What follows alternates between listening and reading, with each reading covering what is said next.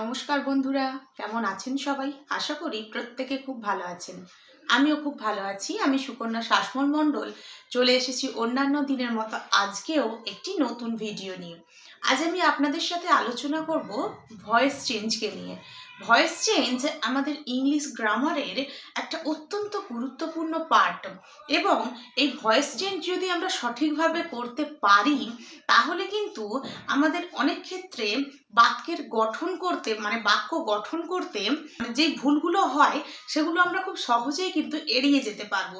এবং আমরা যদি এই ভয়েস চেঞ্জ খুব সঠিকভাবে শিখতে পারি তাহলে কিন্তু আমাদের বাক্য গঠন করার ক্ষেত্রেও অনেকটা সুবিধা হবে। তো চলো সবাই মিলে শুরু করা যাক আজকের ভিডিওটা। আমি চেষ্টা করব যতটা সহজভাবে বিষয়টিকে তোমাদের কাছে তুলে ধরা যায়। তো চলো দেখা যাক কি হয়। তো আজকে আমাদের আলোচনার বিষয় ভয়েস চেঞ্জ। ঠিক আছে, তো ভয়েস চেঞ্জ কাকে বলে আমাদেরকে প্রথমেই কিন্তু সেইটা জেনে নিতে হবে। তাহলে কাকে বলে? বলছে voice is the form of the verb showing whether the subject acts or is acted upon।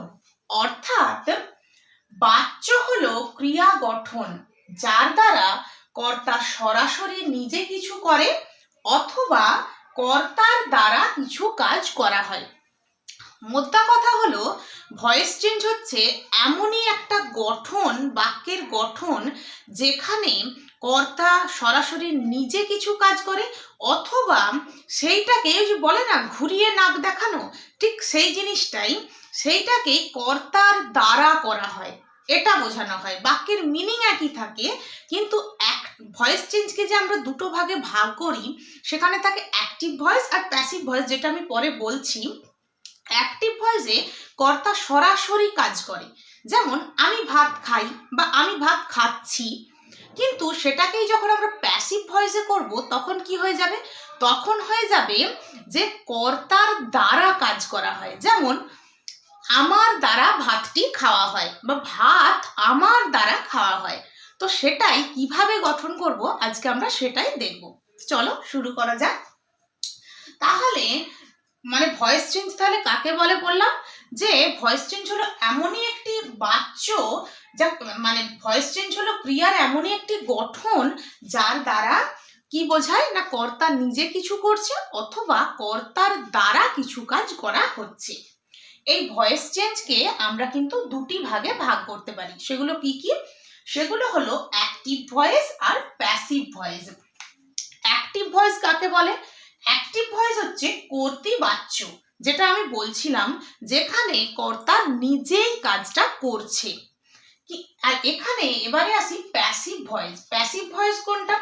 Passive voice হচ্ছে কর্মবাচ্য, অর্থাৎ যেখানে কর্তার দ্বারা কোনো একটা কাজ করা হচ্ছে। যেমন আমি এখানে দুটো উদাহরণ দিয়েছি যাতে তোমাদের বুঝতে বিষয়টি অনেকটা সুবিধা হয়। তো সেটা কি? I do this work. I do this work. আমি এই কাজটি করি। কিন্তু সেটাই যখন আমি প্যাসিভে করেছি তখন সেটা কি হয়েছে? তখন সেটা হয়েছে this work is done by me।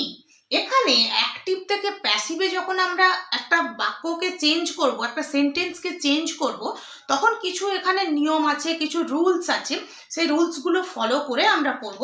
আমি জাস্ট এখানটায় এতটুকু বলছি যে এই যে এইখানে কি হলো, বাই মি কার দ্বারা হচ্ছে? আমার দ্বারা। এখানে কি হলো? আই ডু দিস ওয়ার্ক, আমি এই কাজটি করি। আর এখানে কি হলো? আমার দ্বারা কাজটি হয়। এবারে ভয়েস চেঞ্জ করতে গেলে কিন্তু আমাদেরকে এই ছকটা কিন্তু তুলে নিতে হবে। এই ছকটা কি?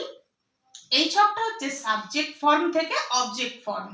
যেমন আই থাকলে কোনো একটা যদি সেন্টেন্সের মধ্যে সেখানে যদি সাবজেক্ট আই থাকে, সেটা যখন অবজেক্ট করব তখন কিন্তু সেটা হবে মি।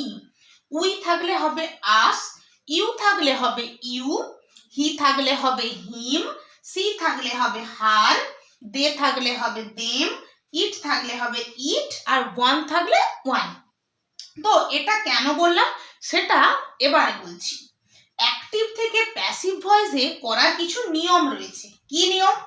যখন আমরা অ্যাক্টিভ থেকে প্যাসিভ ভয়েসে কোনো একটা সেন্টেন্সকে ট্রান্সলেট করব তখন কিন্তু এই যে সাবজেক্টটা, এই যে আই, যেমন আমি যদি একটা উদাহরণ দিয়ে বলি, এই যে সাবজেক্টটা হয়ে যাবে অবজেক্ট, এই যে এইটা তো আই, এটা সাবজেক্ট, এটা হয়ে গেল কি, এটা হয়ে গেল এই যে, এটা হয়ে গেল অবজেক্ট, এটা হয়ে গেল এই যে অবজেক্ট, আর এই অবজেক্ট অর্থাৎ এই ইউটা এটা হয়ে যাবে কি, এটা হয়ে যাবে সাবজেক্ট, এটা হয়ে যাবে সাবজেক্ট।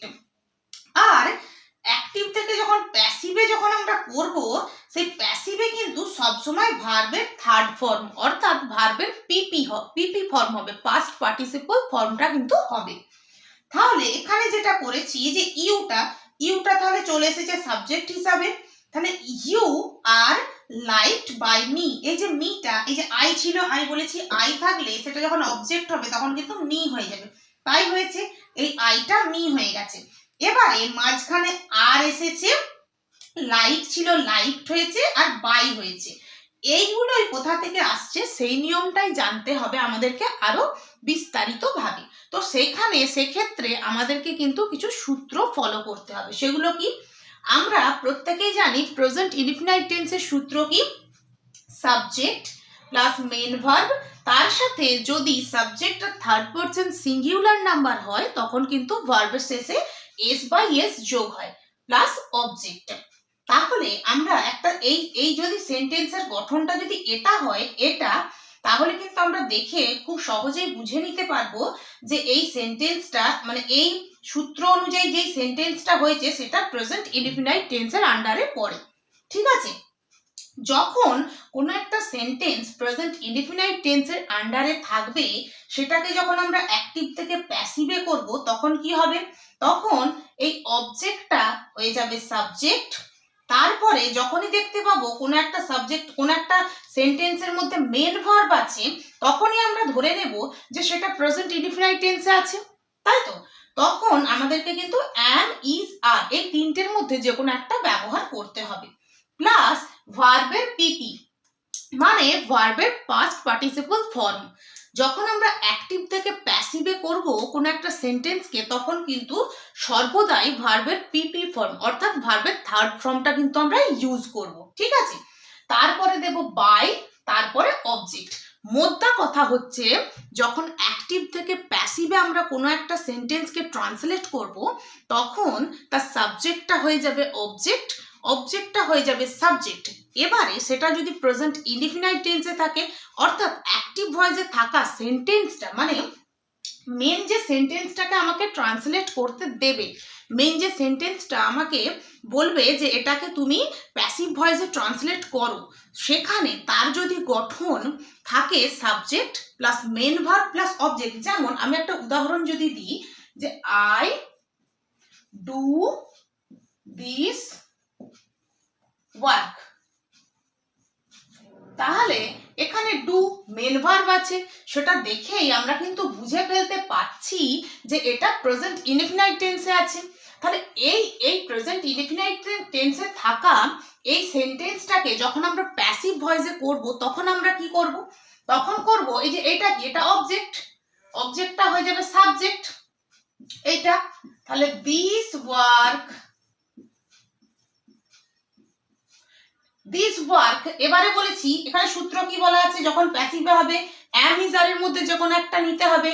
দিস ওয়ার্ক এটা সিঙ্গুলার নাম্বার, একটা কাজ, তাহলে দিস ওয়ার্ক ইজ।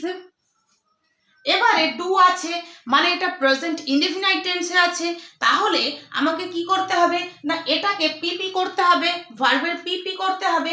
তাহলে দিস ওয়ার্ক ইজ ডান, তারপরে বাই আমরা অ্যাড করব, বাই। আমি বলে দিয়েছিলাম বাই থাকলে কি হবে, আই থাকলে হবে মি। তাহলে যখন এই সাবজেক্টটা আই থেকে অবজেক্টে যাচ্ছে তখন কিন্তু হয়ে যাবে মি। তাহলে this work is done by me, এটা হলো। ঠিক তেমনই তাহলে এই যে এই উদাহরণটা, I like you, you are liked by me. তাহলে মোদ্দা কথা কি হলো, যখন প্রেজেন্ট ইনডিফিনাইট টেন্সে থাকা কোনো একটা সেন্টেন্সকে অ্যাক্টিভ থেকে প্যাসিভ ভয়েসে ট্রান্সলেট করতে বলবে, তখন কিন্তু আমাদেরকে কোন সূত্রটা মাথায় রাখতে হবে, সেটাকে যখন প্যাসিভে করব তখন সেটার অবজেক্টটা সাবজেক্ট করব, সাবজেক্টটা করব অবজেক্ট। ঠিক আছে, যেমন এই যে অবজেক্টটা সাবজেক্ট করব, তারপরে সেখানে অ্যাম, ইজ, আর যে কোনো একটা ব্যবহার করব, প্লাস ভার্বের পিপি অর্থাৎ ভার্বের থার্ড ফর্ম ব্যবহার করব, প্লাস বাই প্লাস অবজেক্ট। ঠিক আছে, এই সূত্র ধরে আমরা কিন্তু কোন একটা প্রেজেন্ট ইনডিফিনাইট টেন্সে থাকা একটা সেন্টেন্সকে অ্যাক্টিভ থেকে প্যাসিভে ট্রান্সলেট করব। তো এই ক্লাসে আমি এতটুকুই করব। এরপরে আমি পরের ক্লাসে প্রেজেন্ট ইনডিফিনাইট টেন্সে থাকা বেশ কিছু সেন্টেন্স নিয়ে আলোচনা করব, যেগুলোকে কিনা আমরা অ্যাক্টিভ থেকে প্যাসিভ ভয়েসে ট্রান্সলেট করব। ঠিক আছে, যাতে বিষয়টা আরও সহজ তোমাদের কাছে হয়ে ওঠে। তো আমি চেষ্টা করেছি যতটা সহজভাবে বিষয়টিকে তোমাদের কাছে তুলে ধরা যায়। তো এরপরেও তোমাদের যদি কোনো জিজ্ঞাসা থাকে তোমরা অবশ্যই কিন্তু আমাকে আমার কমেন্ট সেকশনে জিজ্ঞেস করে নিতে পারো। তো চলো আজকের মতো আসি, পরের দিন আবারও চলে আসবো একটি নতুন ভিডিও নিয়ে। ততক্ষণ সবাই ভালো থাকো, সুস্থ থাকো, নমস্কার।